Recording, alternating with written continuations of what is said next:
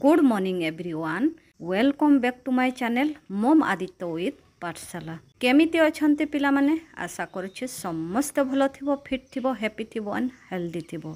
तो चलो पिला माने आज आमे एही वीडियो रे जानिबा सरदार वल्लभ भाई पटेलंको विषय रे। तो वीडियो रे कंटिन्यू रहिबो, बिल्कुल स्किप करिवनी।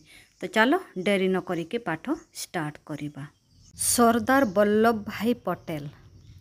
सरदार वल्लभ भाई पटेलंको जन्म 31 अक्टोबर 1875 मसीहारे गुजरातर नडियाद नामक गाँव में जन्मग्रहण करथिले।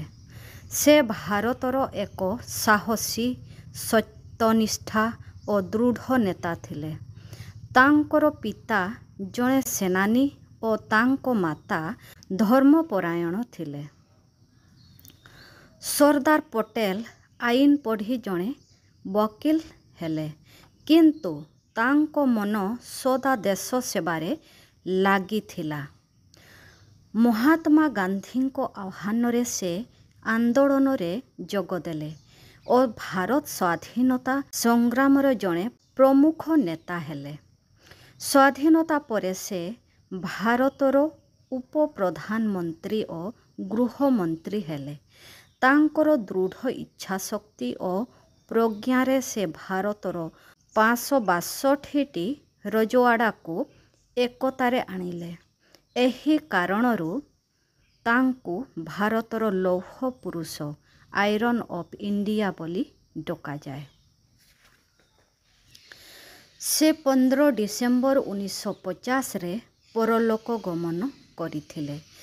तांको स्मृति रे गुजरात रे विश्वर सबुठु बड़ प्रतिमा स्टैच्यू ऑफ यूनिटी निर्माण करा जायछि। तांकर जन्म होछि 31 अक्टोबर 1875।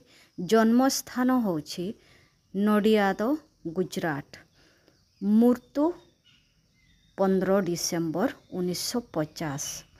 ख्याति भारतर लौह पुरुष, एकतार प्रतीक।